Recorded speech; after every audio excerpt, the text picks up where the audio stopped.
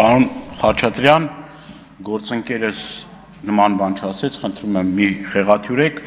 հարցի բովանդակությունը հետևյալն է, նաև իմ հարցադրման։ Էկոպարեկային ծառայության աշխատողները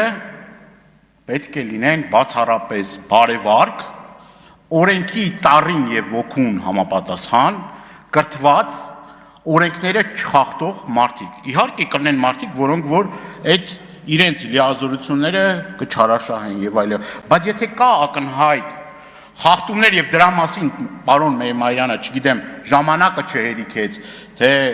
չցանկացավ այդ հարցին պատասխանել, բայց եթե էկոպարեկային ծառայության ղեկավարը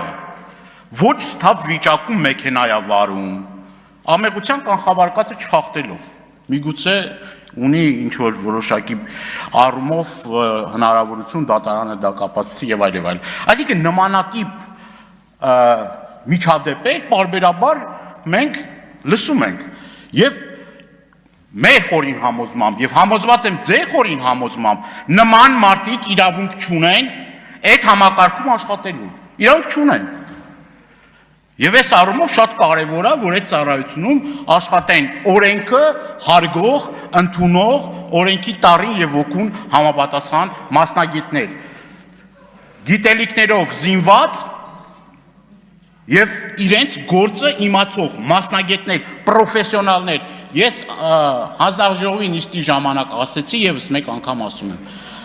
դա ոչ թե պետք է լինի մեր սիրելի հայրենակիցներին աշխատատեղերով ապահովելու,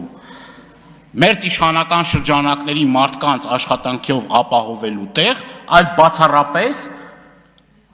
խելացի իրենց գործի բանիմաց մասնագետներ։ Այսքանը շնորհակալ։